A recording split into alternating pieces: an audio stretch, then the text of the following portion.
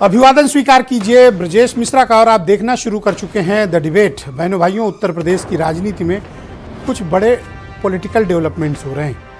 ये डेवलपमेंट्स विचारधारा के टकराव से हैं। और ये फील्ड में जब 44 डिग्री का टेम्परेचर हो, तीन बड़े दल भारतीय जनता पार्टी, समाजवादी पार्टी और अब बसपा भी मैदान में आ गई है। मुकाबला बड़ा दिलचस्प है और इनके मुद्दे भी उतने ही गंभीर। आज की परिचर्चा का मुख्य केंद्र बिंदु यही है। बहनों भाइयों, उत्तर प्रदेश की राजनीति में धर्म और आस्था के ऊपर है जाति। जातिगत राजनीति उत्तर प्रदेश की एक कड़वी सच्चाई है जिसे हर किसी को स्वीकारना होता है। और उत्तर प्रदेश का हर एक पॉलिटिकल इक्वेशन जातीय राजनीति के इर्द गिर्द घूमता है। लेकिन 2014 से यूपी की इस पॉलिटिक्स में थोड़े बदलाव आए। धर्म और आस्था का भी सैलाब आया और उस सैलाब में बड़ी बड़ी ताकतवर पार्टियां खत्म हो गई। जिस 2012 तक बहुजन समाज पार्टी ने उत्तर प्रदेश में रूल किया, एक छत्र राज किया, आज वो सिर्फ एक विधायक पे खड़ी है। न मुद्दे की कमी है, न जातियां खत्म हुई हैं जो वोट देती थीं, लेकिन तमाम चीजों ने इक्वेशंस को चेंज कर दिए।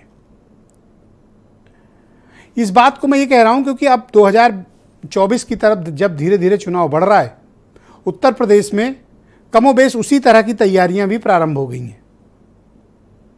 तीन महत्वपूर्ण कारक हैं उत्तर प्रदेश की राजनीति में इस वक्त: धर्म, आस्था और जातिवाद। ये उत्तर प्रदेश के ऐसे महत्वपूर्ण फैक्टर हैं, सारी की सारी राजनीति इसी के इर्द गिर्द घूम रही है। और ये ऐसा सिर्फ एक पॉलिटिकल पार्टी के साथ नहीं है, ये तीनों पॉलिटिकल पार्टीज में जो बड़ी राजनीतिक दल हैं तीन, वहां इक्वेशंस केवल जातियों के आधार पर तय होते हैं। भारतीय जनता पार्टी इस वक्त महाजनसंपर्क अभियान पे निकली हुई है और उनका फोकस खासतौर पर उन 16 सीटों पर है जहां वो पिछली बार 2019 में सपा बसपा के गठबंधन की वजह से हारे थे। वहां की कमियां और मौजूदा जो सांसद है उनके खिलाफ यदि कोई नाराजगी है तो हाथ पैर जोड़कर किसी तरह कार्यकर्ताओं को और जनता को मनाना है। यानी नाराजगी के पहले चरण में जो नकारात्मकता का गुब्बारा फूल रहा था, उसमें पिन चुभोने के लिए ये महाजनसंपर्क अभियान चला है ताकि पार्टी कार्यकर्ताओं को और पार्टी की विचारधारा पर आस्था रखने वालों को जोड़ कर रखा जाए, उनकी नाराजगी को दूर करके रखा जाए। और बीजेपी को ऐसा करने में कामयाबी भी हासिल हो रही है। उनके लोग जनता के बीच जा रहे हैं, कार्यकर्ताओं से बात कर रहे हैं, मिल रहे हैं और विचारधारा को पुष्पित और पल्लवित कर रहे हैं। अगर कोई नाराजगी भी है स्थानीय सांसद के खिलाफ, मिनिस्टर के खिलाफ या किसी और से, तो जो भी लखनऊ दिल्ली से लोग जा रहे हैं मनाने की कोशिश है। वरना कोई कारण नहीं था कि 44-45 डिग्री में जब सर पे सूरज चमक रहा हो और आग बरसा रहा हो, धूप असहनीय हो, गर्मी असहनीय हो, एक राजनीतिक दल जनता के बीच चल पड़ा है। लेकिन बहनों भाइयों, सिर्फ बीजेपी ही नहीं कर रही है, कैच यहीं पे है। उसी तापमान में, उसी बरसती गर्मी आग में और उसी भीषण गर्मी के बीच समाजवादी पार्टी भी जनता के बीच उतरी हुई है। जिलों में एक एक लोकसभा सीट पे समाजवादी पार्टी अपने वर्कर्स को इकट्ठा करती है, वरिष्ठ कार्यकर्ताओं को भी बुलाती है, उन्हें आदर और सम्मान और साथ में प्रशिक्षण कार्यक्रम कि पिछला चुनाव हम यहां क्यों हारे थे, इसकी व्यापक समीक्षा। पार्टी के सभी जिम्मेदार लोग बुलाए जाते हैं और इस विपरीत मौसम में 2-2 दिन के डिस्कशंस चलते हैं। समाजवाद की विचारधारा को आरएसएस की विचारधारा के साथ कंपेयर करके बताया जाता है उनके ट्रेनिंग सेंटर्स में कि आपको काटना कैसे है जनता के बीच जाके, किन मुद्दों पे जनता क्या सवाल पूछेगी तो आपको जवाब क्या देना है। बुकलेट छपवाई गई है इसकी, जो कार्यकर्ताओं के बीच डिस्ट्रीब्यूट हो रही है और उनको प्रॉपर क्लासेस ली जा रही हैं। एक एक सेक्टर प्रभारी से खुद अखिलेश यादव मिल रहे हैं। समाजवादी पार्टी इस तरह का काम शायद पहली बार कर रही है मुलायम सिंह यादव के एक्टिव पॉलिटिक्स से हटने के बाद।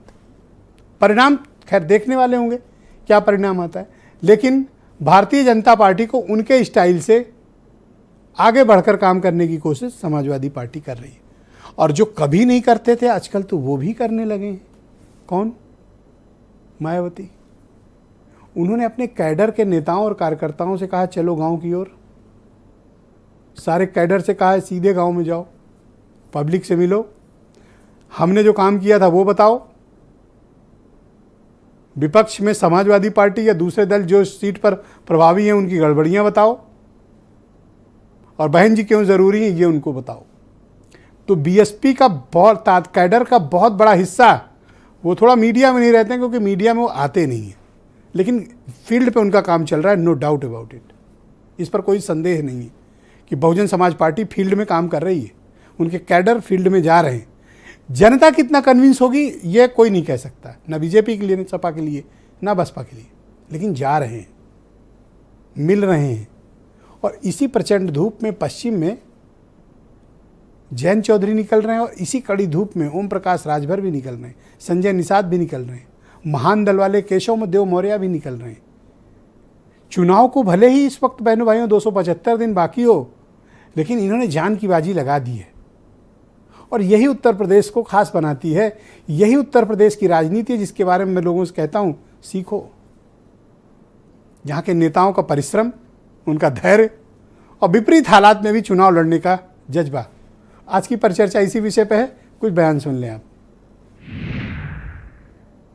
आजादी के बाद 65-70 वर्षों में इस प्रकार का कार्य देश के अंदर नहीं हुआ था जो आज देखने को मिल रहा है। हाईवे के रूप में, वाटरवे के रूप में, एक्सप्रेस हाईवे के रूप में, जिलों के अंदर बाईपास के रूप में, ये सभी कार्य एक नए भारत की तस्वीर को प्रस्तुत करता है जो भारत दुनिया की सबसे बड़ी अर्थव्यवस्था के रूप में आज आगे बढ़ रहा है। ये नया शब्द कोई इजाद किया भारतीय जनता पार्टी ने।